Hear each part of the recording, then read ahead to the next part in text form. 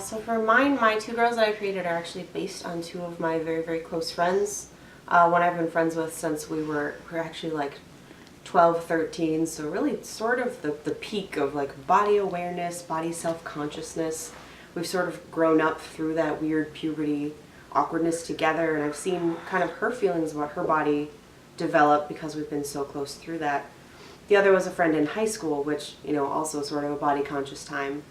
And they were both kind of on opposite ends of that body image skinny fat spectrum, where women are taught that they have to have not only a thin body, but a very specifically built thin body to meet this sort of ideal and to be beautiful and essentially to be worthwhile.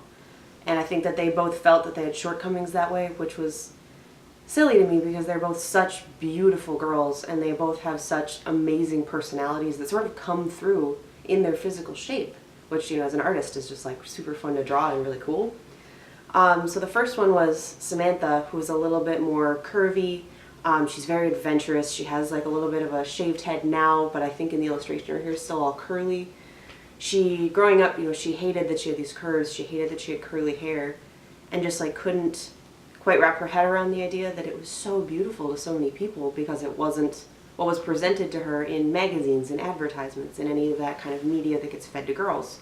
There isn't a curly-haired Barbie, you know? And so to draw her and to sort of bring about, to sort of show her character through these parts of her body, through this way that she's a very dynamic person, she's got a lot of energy, she's really sassy, that was really fun for me and something that I wanted to sort of show girls that, yeah, whatever your body looks like, whoever you are inside, those two things can be the same and it's all really great. The other one was my friend Michelle, who is very, very tall, is very, very thin, but doesn't have any sort of curves. She has very small breasts, she has very square hips, and she always felt like it made her less feminine somehow, like she wasn't pretty enough because she didn't have, you know, this very like fine nose, she didn't have curvy breasts, she doesn't have much of a butt, you know? And so she always made a big deal about how she's like, oh, I'm built like a boy, even though she was thin. So being thin doesn't necessarily mean that women feel like they fit that either, which I think is upsetting because it makes us this just moving target that's impossible for anyone to hit. The idea that we should have to hit it, I think, is sort of ridiculous, but the fact that it's impossible to hit is just such a problem. And so to show the other end of that too, where because she has this sort of sleekness to her, she's very into graphic design. She's actually an interior designer right now. She really likes, you know, geometry. She loves, we have cats together, or we did for a while, we were roommates. She loves cats. She loves just like cool, sleek, sarcastic stuff. She's very chic. So to pull that through and to say like, yeah, you have this body type that fits this other thing, and that's also super cool.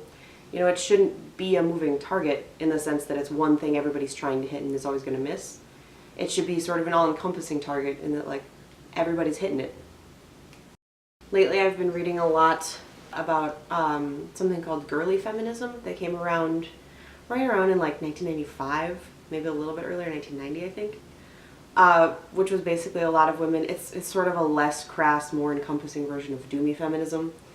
This idea that, you know, feminists aren't ugly, unshaven legs man-haters. This idea that like femininity is a performance and people can choose to perform being feminine however they want and still be a feminist. You know, shaving your legs doesn't make you less of a feminist for it.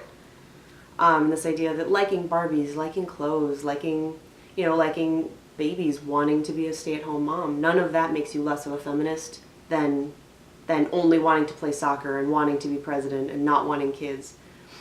Those things that we associate with traditional femininity, with being girly, and, you know, liking your body, liking to dress up, makeup, stuff like that, that doesn't invalidate feminist thought any more than any of the other activities.